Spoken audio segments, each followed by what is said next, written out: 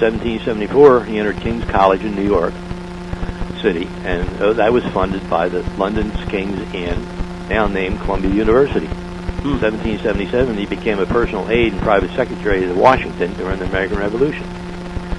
May of 1782, Hamilton began studying law in Albany, New York, and in 6 months he had completed a 3-year course of studies. That's pretty good, right? Yeah. He passed his examinations and was admitted to the New York Bar. Of course, New York Bar Association was and is the franchise of the Crown Temple through the Middle End. The New York, the New York Bar? Yes.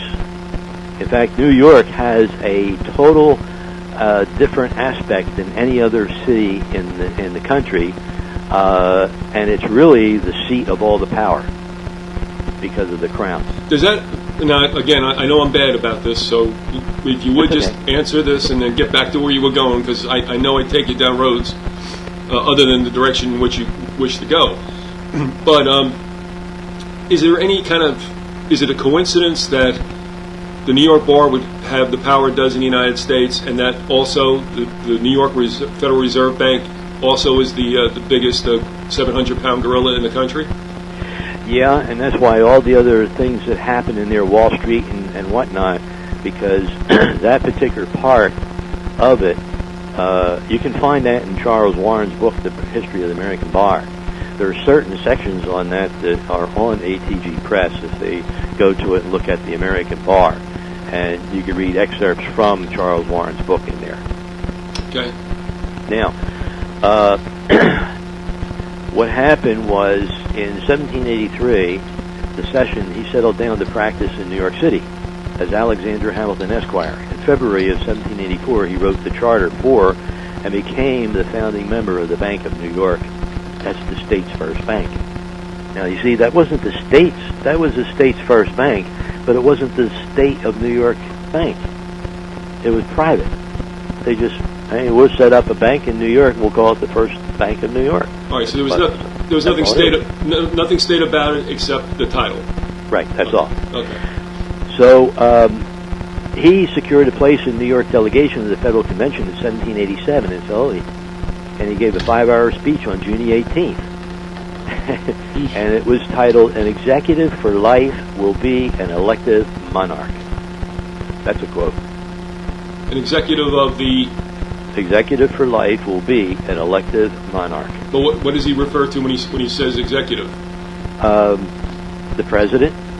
In other words, the president of the United States would be a monarch.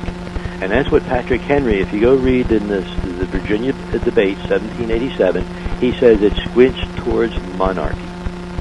And that's why none of the anti-federalists would go for it.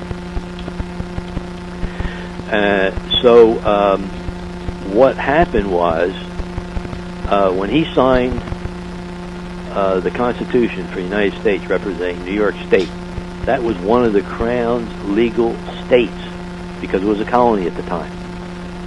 So what happened was, a lot of people don't realize this, but Alexander Hamilton was of Jewish descent and black. His father was Levine, and he changed his name before he went to the island of Nuevas. That's where they ended up. There's a big plaque down there and a big monument for Alexander Hamilton. And he changed his name to Hamilton, came to West Indies, and married a mulatto named Rachel Fawcett. And then they had Hamilton.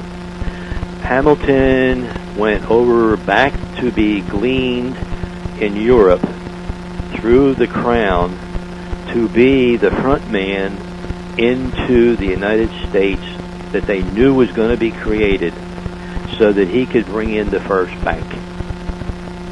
That's that simple. Mm-hmm. Now, I was just trying to think. What he did was, when he came back, we all know the duel between Burr and Hamilton, and the reason why that was is because Burr kept chiding Hamilton of being a black Jew all the time, and it just got to him so much that that's what perpetrated the duel. And of course, history shows that Hamilton was killed by Burr. If I could ask you about something with regard to that feud, had Burr defeated Hamilton in any kind of political situation? Did he win? I don't even know if they were in the same party, but Burr obviously was vice president to Jefferson, correct? Right. Did Hamilton aspire to that office? No. He was strictly made the Secretary of Treasury. Okay. I have to tell you, I lived about 500 feet above where they dueled on the shore of the Hudson. Oh, yeah? Long story short, I mean, it was one of the places I lived. It's Weehawken in Hudson County, New Jersey. Yeah. And as the story has it, Hamilton made a fatal mistake. I don't know if you read this or not, but when he won the toss, he decided which way to pace off. Right. And he chose to pace off towards the mainland, which down there in Weehawken has the famous Jersey Palisades. Right. Sheer rock walls, right? Well, yeah. you know the neighborhood. Yeah. Right. Well, he walks to the Palisades, and what happens is he turns around with a beautiful backdrop behind him to frame him up as a target, and he looks into the glinting sun coming up over the east. Yeah. You might want to rethought that, Alex. But honestly, the two of them were rather sinister characters, weren't they? And they kind of canceled each other out. Right. All right. Interesting.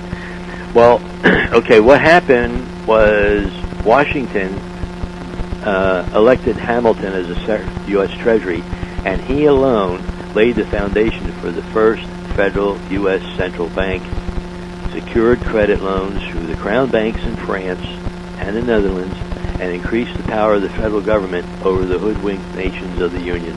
They had no idea. Hamilton never made it a secret of the fact that he admired the government and fiscal policies of Great Britain. Yep. Americans were fooled into believing that the legal crown colonies comprising New England were independent nation states, but they never were, and they aren't today. They were and still are colonies of the Crown Temple through letters patent and charters. And they don't have no legal authority to be independent from the rule and order of the Crown Temple. The legal state is the Crown Temple colony, and that's why the New York City became the Crown Temple's jump-off point and their base of operation, and that's why they're still there today. So, the people of America, Queen of England, Britain, they don't own America. And the Crown Temple owns America through the deception of all those who swore an allegiance to the Middle and Templar Bar. The Crown bankers and the Middle Templar attorneys rule through America all the contracts, all the unlawful taxes, and all the contract documents of false equity through debt deceit, and they're all strictly enforced by their completely unlawful but legal orders, rules, and codes of the Crown Temple. So our so-called judiciary in America is none other than Crown Temple pawns. Did you find anything where anybody resisted this or was very, very vocal? No. And the reason why is it was so much of a fraud and so big that the people just didn't get it. They didn't know what was going on. Well, let me just stop you right there. What you just said